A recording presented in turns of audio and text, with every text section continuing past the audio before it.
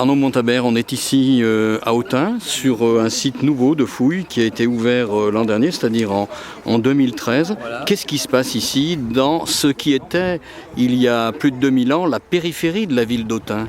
Alors ici on se trouve sur un atelier artisanal, particulièrement un atelier de potier qui était développé en périphérie de la zone cultuelle qui se trouve au niveau du théâtre et du temple de Vénus.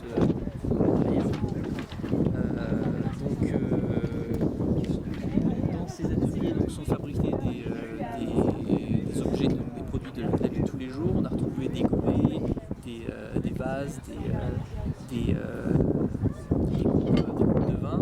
Et on trouve également des objets qui sont beaucoup plus voués à un culte religieux.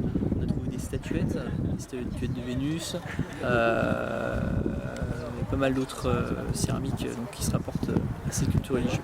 2000 ans, après la civilisation gallo-romaine, on peut encore trouver sur le territoire de la France et de l'Europe en général un certain nombre de vestiges de cette période. Ah, tout à fait, surtout en particulier dans la région, dans cette région bourguignonne, puisqu'on est sur l'axe majeur qui partait en direction du nord. Donc voilà, donc oui, on en trouve sur toute la Gaule, que ce soit des vestiges gaulois, gallo-romains.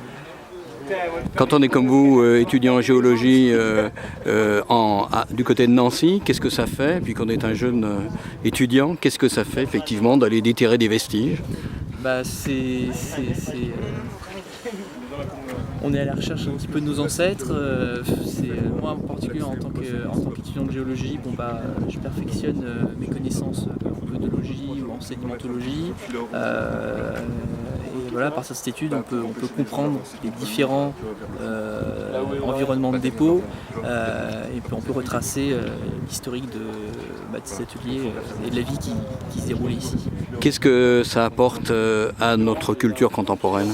De comprendre un petit peu mieux les installations culturelles qui étaient développées dans les périphéries des villes.